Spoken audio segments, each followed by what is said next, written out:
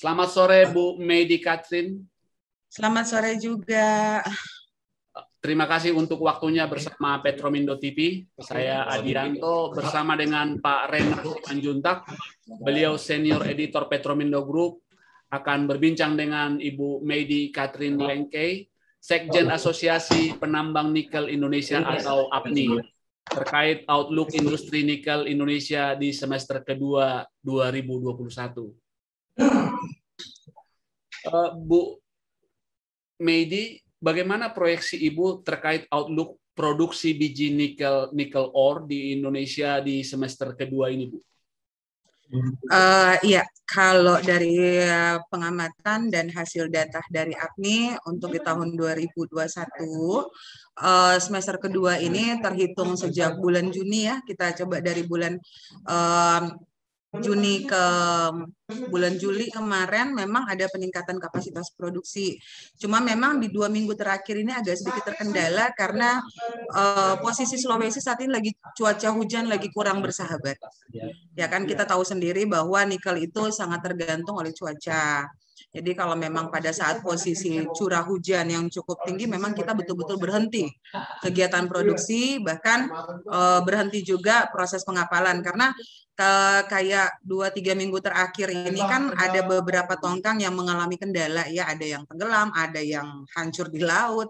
Ya, apakah itu karena posisi tongkangnya sendiri atau karena memang over muatan atau memang karena kondisi cuaca yang saat ini memang lagi sangat amat nggak bersahabat gitu ya. Cuma dalam kapasitasnya untuk produksi dan demand smelter saat ini masih stabil.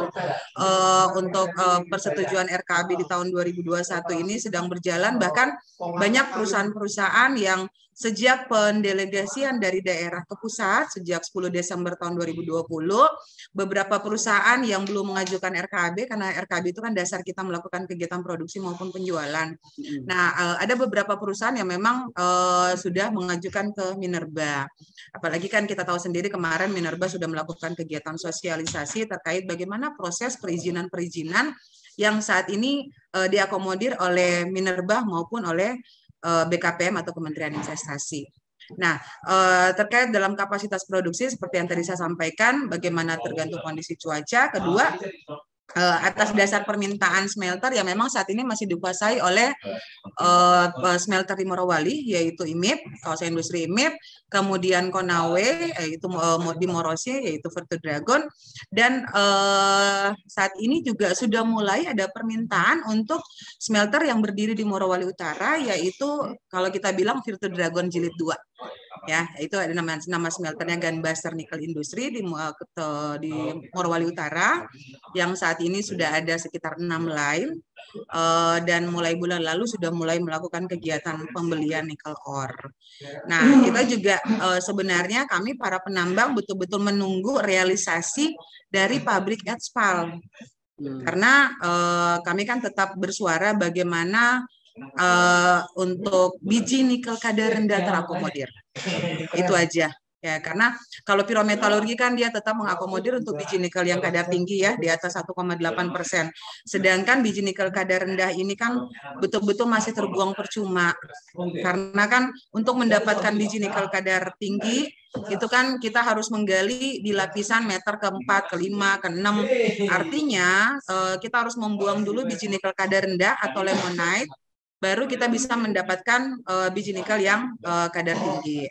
Nah, kami betul-betul seperti janji pemerintah di mana 2 pabrik yang akan berproduksi atau mulai commissioning di tahun ini, apakah pabrik Etspal ini akan mengakomodir para penambang di luar afiliasi perusahaan mereka sendiri untuk menerima biji nikel kadar rendah dengan syarat rasio mineral magnesiumnya.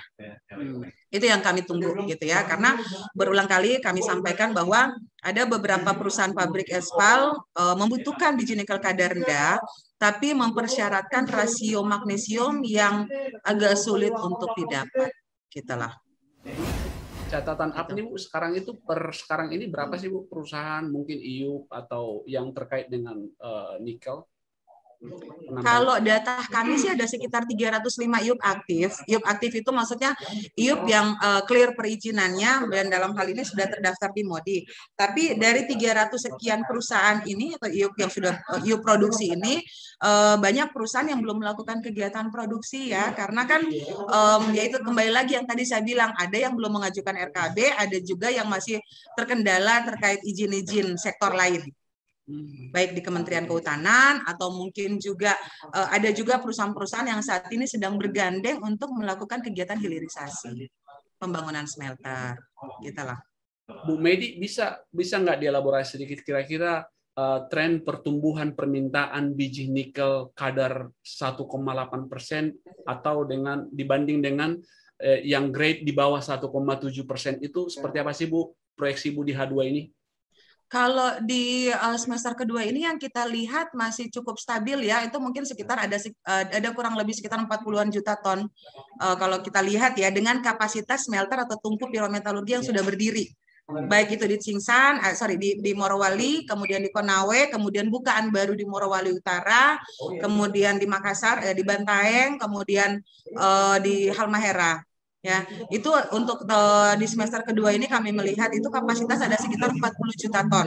Tapi apakah 40 juta ton ini akan terakomodir keseluruhan? Kita kembali lagi ke kapasitas produksi maupun kondisi cuaca atau kondisi alam. Bu, terkait tren harga gitu ya. Kalau Ibu melihatnya seperti apa sih, Bu, di pasar domestik dan mungkin bisa dibandingkan dengan di pasar ekspor khusus biji nikel, seperti apa sih Bu?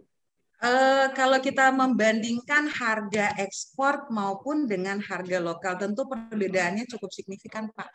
Sangat amat signifikan. Contoh ya, kita bicara contohnya misalnya di bulan Juli aja. Di bulan Juli untuk harga, kita kan berpatokan pada HPM ya, harga patokan mineral. Untuk di bulan Juli di kadar 1,8 dengan MC 30% kan ada di harga $42 ya. Sekitar 42,26 dolar. Tapi kalau dengan kita berpatok dengan harga Shanghai Metals, kemudian Asian Metals, itu harga CAF-nya itu ada sekitar $76. $76 kan kalau itu CAF, dipotong freight sekitar $15. Berarti kan ada sekitar $60, Pak. Nah, artinya kalau kita berbicara apple to apple, FOB dengan FOB, harga internasional saat ini untuk kadar 1,8, harga lokal HPM hanya di $40, tapi untuk harga internasional ada di $60. Ada selisih $20 ya, lumayan ya. Kalau selisih $20 gitu lah. Apalagi kalau kita melihat tren kenaikan harga untuk dari tanggal 1 Juli sampai saat ini di 30 Juli, itu rata-rata harga LME ini ada di angka 18.835 dolar ya, 18.803. Itu kita average dari tanggal 1 ke tanggal 30 Juli. Nah, beberapa hari terakhir ini kan dari tanggal 26 sampai tanggal 29 kan kenaikan cukup signifikan ya. Dia hampir menembus ke 20.000 karena ada di tanggal 26 ada di 19.482. Kalau saya lihat data di tanggal kemarin 29 Juli itu di 19.769. Artinya kan ini kenaikan yang ya, mudah-mudahan dia menembus sampai 20.000 atau 25.000. Itu angka yang cukup fantastis buat para penambang. Ya, tentu ini sangat amat berdampak juga dengan pelaku smelter ya, karena kan output produk ferronikel maupun nickel pig iron itu kan proses penjualan mereka kan mengikuti LME juga ya. Nah, tentu kan angkanya juga naik. Itulah. Kalau Ibu melihat tren permintaan NPI VNI itu misalnya di pasar Cina atau di ekspor seperti apa sih Bu? Kebetulan kemarin kami baru webinar juga dengan Shanghai Metals Market, tren permintaan untuk kebutuhan stainless steel ya. Kita berbicara untuk kebutuhan stainless steel karena ferronickel maupun nickel pig iron ini adalah bahan baku juga untuk menuju ke nickel matte maupun ke stainless steel. Demand untuk tahun 2020 itu mungkin karena ada sedikit pengurangan saat ini di tahun ini, mungkin karena pandemi juga ya. Kemudian kita kita lihat dalam seminggu terakhir ini di Cina juga ada musibah bencana alam yang luar biasa ya di beberapa provinsi. Tentu juga kapasitas produksi pabrik mereka sendiri juga mungkin berkurang.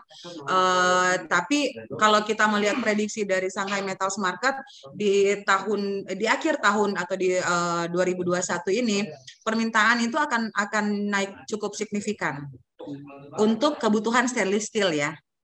Total kebutuhan stainless steel. Tapi yang kemarin kami diskusikan adalah bagaimana demand untuk tren baterai ke depan. Ya, jadi kebetulan memang Indonesia juga sedang menggalakkan bagaimana industri baterai Indonesia runningnya seperti apa. Saya juga belum bisa memberikan prediksi karena dikontrol oleh negara. Walaupun kami para penambang swasta, perusahaan daerah bertanya juga kepada pemerintah karena industri baterai Indonesia ini untuk penambangan itu kan di-handle oleh Antam. Artinya pengadaan bahan baku untuk industri baterai yang pemerintah sudah, salah satunya pemerintah dalam hal ini Kementerian Investasi juga sudah mengakomodir bagaimana LG, kemudian CATL, kemudian yang nanti akan membangun pabrik electric vehicle dengan Hyundai di Kerawang. Nah, penggunaan bahan baku untuk industri baterai ini yang kami lihat kan hanya terfokus dan tersentral ke Antam. Nah, kami bertanya, kami mau diapain gitu loh. Nah, apakah perusahaan swasta dalam hal ini Huayo, kemudian QMB, kemudian Halmahera Legion yang ada di Halmahera, apakah mau dan mampu mengakomodir dari penambang-penambang di luar afiliasi perusahaan mereka? Karena kita berbicara ini untuk kebutuhan expal ya, biji nikel atau bahan baku kadar rendah yang saat ini terbuang begitu banyak di stokpil para penambang. Walaupun memang dijanjikan akan terakomodir, tapi kami sudah melihat bahwa kebutuhan spesifikasi bahan baku untuk kebutuhan expal masih agak berat. Ya, kembali lagi tadi saya sampaikan rasio magnesiumnya yang belum nyampe. Ya, kalau kita melihat mencontohkan dengan kondisi pabrik ferronikel atau pirometalurgi yang sudah berjalan saat ini, di mana mereka memberikan kontrak atau mencari kadar biji nikel 1,8%, tapi kami masih tetap kebanyakan itu kena reject karena mereka memprioritaskan unsur rasio silika magnesium. Ya, jadi simaknya itu harus di bawah 2,5, sedangkan rata-rata para penambang areal-areal pertambangan simaknya kita itu antara 2,3 sampai di atas 2,5. Jadi ujungnya kembali lagi reject gitu lah. Ya, jadi ya ini tinggal kita para penambang ini betul-betul meminta kepada pemerintah untuk lebih memperhatikan kami di mana bagaimana mengakomodir pabrik-pabrik expal untuk kebutuhan baterai menerima atau mengoptimalisasi biji nikel kadar rendah. Lebih ke arah situ. Jadi memang ini kayaknya sudah bahasa ini dari dulu ya. Tolong dong diakomodir, tolong dong dioptimalisasi biji nikel kadar rendah karena kan efek dominonya ini cukup panjang karena ini kita berbicara dampak lingkungan, kemudian kita berbicara keekonomian juga.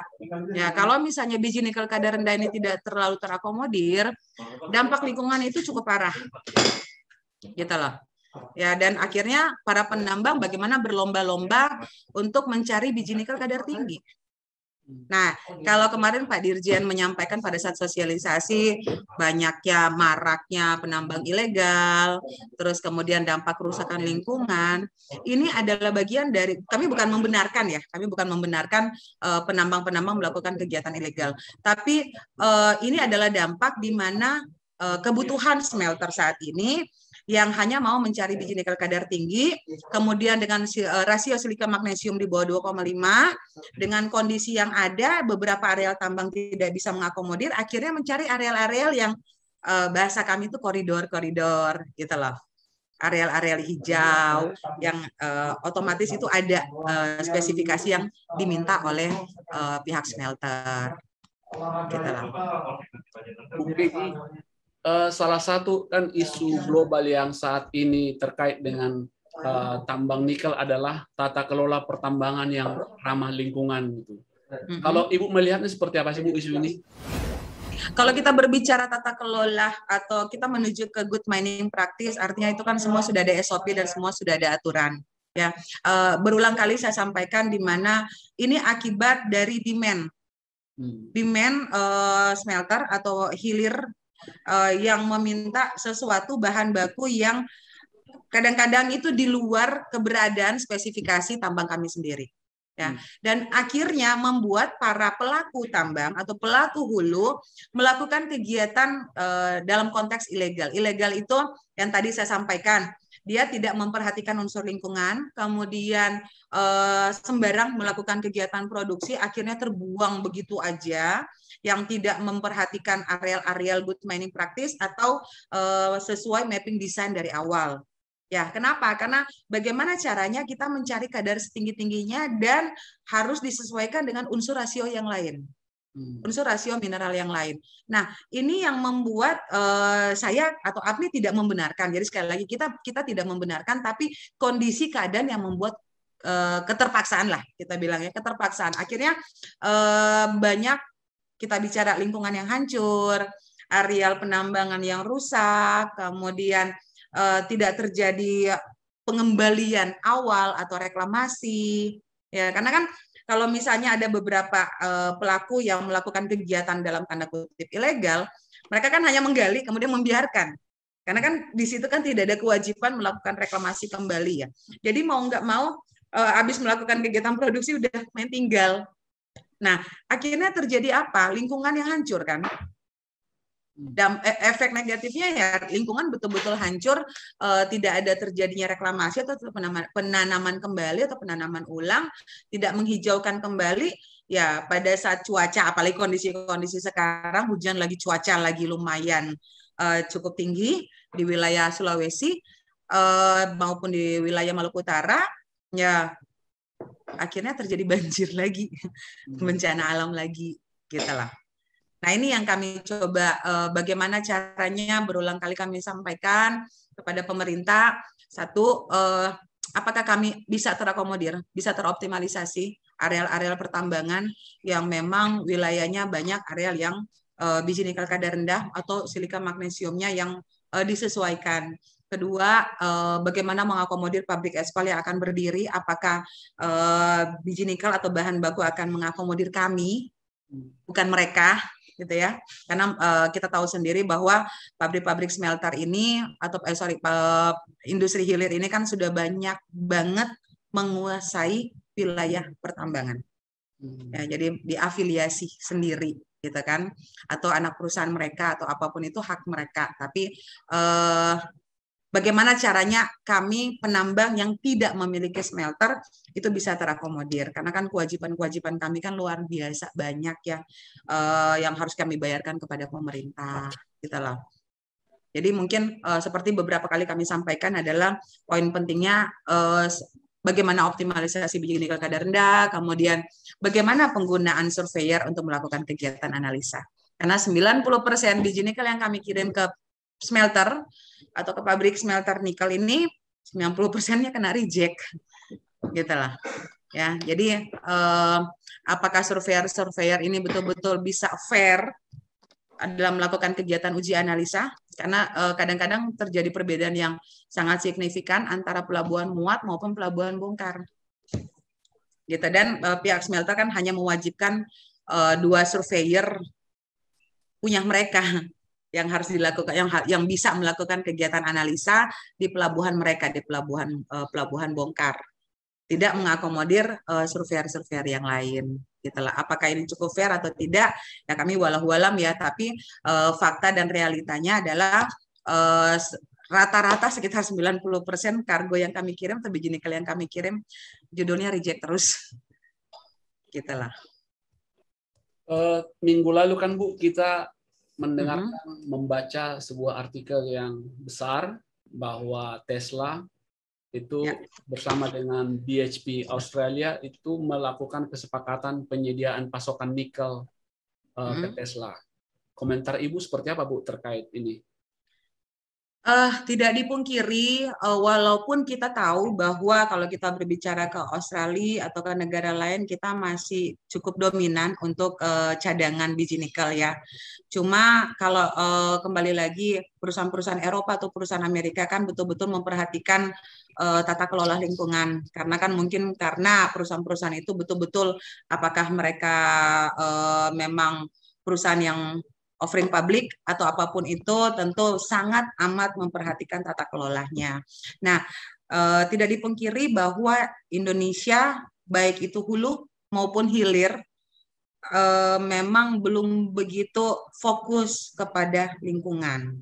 Ya, nah kami tidak menyalahi ya Tesla mau melakukan kegiatan dengan negara lain, tapi ya kami sih masih optimis karena untuk data APMI sendiri sampai kemarin di bulan Juni ada sekitar 98 ya badan usaha yang melakukan kegiatan yang sudah maupun yang sedang maupun yang berproses perizinan melakukan kegiatan industri hilir smelter. Industri hilir nikel, industri hilir nikel baik pirometalurgi maupun hidrometalurgi. Dan ini masih bertambah terus karena ada beberapa perusahaan-perusahaan baru yang sedang berproses mengajukan perizinan di Kementerian Investasi. Artinya dengan adanya industri-industri hilir yang begitu banyak di Indonesia, kami sampai saat ini masih optimis bahwa tanpa Tesla pun kami bisa lah, kasarnya ya. Jadi bukan mau sombong tapi masih bisa terakomodir. Kami dari pihak hulu ya, kebutuhan demand yang kami hitung itu baik dari 98 badan usaha yang melakukan kegiatan hilirisasi aja, itu di tahun 2024 akan mengakomodir sekitar 250 juta ton biji nikel. Ya, bahan baku. Artinya kalau setahun 250 juta ton dengan kapasitas perusahaan aktif misalnya yang sampai saat ini ada 305 ya perusahaan aktif. Ya kalau kita rata-ratakan aja satu perusahaan 1 juta ton kapasitas setahun kan itu sudah cukup mengakomodir keseluruhan. Tinggal kembali lagi apakah spesifikasi yang mereka minta itu sesuai nggak dengan kondisi keadaan pertambangan kita. Itu beberapa waktu yang lalu APMI mengeluarkan press release, ya. Kalau nggak salah memberikan rekomendasi kepada pemerintah membatasi pembangunan smelter kelas 2 yang baru. Betul. Dan juga membatasi ekspor NPI dan ferronikel. Sudah sejauh mana rekomendasi ini ditanggapi oleh pemerintah atau apakah akan dilaksanakan atau tidak? Ya, kalau kami lihat beberapa statement dari pemerintah memang ada niat untuk membatasi smelter kelas 2 ya, karena kan yang kami butuh unsur hilir, betul-betul end product, bukan seperempat atau setengah produk gitu ya. Kalau kita berbicara ferronikel atau nikel picar itu seperempat produknya loh, belum sampai seperempat malah. Ya, karena kan masih ada proses berkali-kali sampai dia menjadikan baterai atau menjadi stainless steel. Nggak usah kita sampai ke baterai, ke prekursor katoda aja dulu gitu ya. Nah, artinya kita butuh barang-barang ini jangan hanya diekspor. Karena kan unsur perhitungan negara untuk produk kelas 2 dengan produk akhir barang jadi itu kan beda pendapatan negara. Jadi pertama kalau kami melihat dari sisi cadangan ya, kita melihat cadangan. Kalau tadi saya sampaikan, kalau 98 perusahaan yang berdiri semua, mau cari bahan baku di mana? Gitu ya. Nah, artinya yang sudah ada itu di backup. Kita batasi investasi kelas 2, tapi kita butuh benar-benar satu produk made in Indonesia. Stainless steel made in Indonesia, baterai made in Indonesia. Jangan seperempat produk kita ekspor, pendapatan negara di mana? Ya, artinya yang sudah ada di backup aja. Kita butuh industri yang lebih besar lagi, gitu loh. Ya dong. Kalau misalnya sampai nggak usah lah sekelas Tesla. Artinya kan sekelas Hyundai sudah masuk nih untuk membangun pabrik electric vehicle, ya. Kemudian kita butuh pabrik-pabrik besar yang industri aki ya, aki mobil gitu kan, yang besar-besar di luar sana banyak banget gitu kan. Ada juga dari Eropa yang kita tahu gitu ya. Korea juga bukan hanya LG, ada perusahaan-perusahaan besar lainnya. Kemudian mungkin juga dari Cina atau negara manapun yang mau berinvestasi di Indonesia tapi industri end product. Ya, jadi yang kami hitungkan bagaimana pendapatan negara di sini, added value untuk negara dan ada nama untuk Indonesia. Karena kan ferronikel nikel picaran apakah ada tulisan made in Indonesia kan tidak. Tadi Ibu proyeksikan konsumsi nikel ore kita kalau 98 smelter itu jadi 250 juta ton, Bu ya. Betul. Nah, kalau untuk tahun 2021 berapa estimasinya, Bu? Konsumsi nikel ore dari smelter kita? Kalau dari smelter yang sudah berdiri, kita memproyeksikan di tahun 2021 ada sekitar 3-4 pabrik lagi berproduksi ya. Saya masih menghitung di kapasitas pabrik pirometalurgi, yaitu industri smelter ya. Itu ada sekitar 3-4 pabrik akan berproduksi dengan kapasitas lain sekitar 10-15 lain lagi bertambah. Karena untuk smelter yang sudah berdiri aja, itu ada penambahan lain. Dan ini kan progres ya Pak ya, karena kan kalau kita di BKPM ini kan menghitung laporan triwulan ya, ada namanya LKPM, artinya kan perencanaan investasi itu kan akan dipantau terus. Artinya kan perusahaan-perusahaan yang sudah melakukan atau berusaha di Indonesia atau sudah melakukan perizinan, itu mereka harus memberikan laporan LKPM. Artinya progresnya dipantau terus. Nah, kalau mereka tidak melakukan kegiatan progres sesuai laporan, itu kan ada sanksi. Artinya kalau melihat data itu sekitar 2021 ada penambahan beberapa smelter, dan memang saya tahu saat ini sedang konstruksi, sedang melakukan kegiatan konstruksi. Nah, kalau saat ini kapasitas kebutuhan pirometalurgi untuk saat ini sampai saat ini itu ada sekitar kurang lebih sekitar 40-60 juta ton. Artinya di untuk tahun 2020 sampai saat 2021. Untuk ya. 7 bulan. Sampai akhir tahun, Pak. Oh, 70 ya. Juta ton ya. Sekitar ya. Nah, ya, jadi artinya karena akan ada penambahan, berarti kan kebutuhan bahan baku biji nikel kan bertambah nih tahun depan. Ya. Karena ada yang tadi saya sampaikan ada 4-5 perusahaan itu bertambah. Ya. Nah, satu perusahaan itu membangun sekitar minimal 4 line. 4 line, satu line itu kebutuhannya sekitar 600 sampai 750 ribu ton. Ya, kalau 750 ribu dikali 4 dikali 5, berarti kan ada kebutuhan sekitar penambahan sampai 10 juta ton lebih. Berarti kan bertambah lagi. Jadi tahun depan 80 ya, Bu? Kurang lebih 80, bahkan bisa sampai 100 juta ton. Tergantung Pak, karena ada beberapa pabrik yang saat ini sedang konstruksi tidak bisa melakukan kegiatan karena ada pembatasan ya, orang asing yang tidak bisa masuk. Nah, sedangkan pembangunan konstruksi ini atau EPC yang sedang berproses ini kan membutuhkan tenaga ahli. Nah, tenaga ahlinya ini yang belum bisa masuk. Karena ada beberapa perusahaan yang sudah mengajukan ke Kementerian Investasi untuk rekomendasi masuknya tenaga ahli atau warga negara asing, tenaga kerja asing.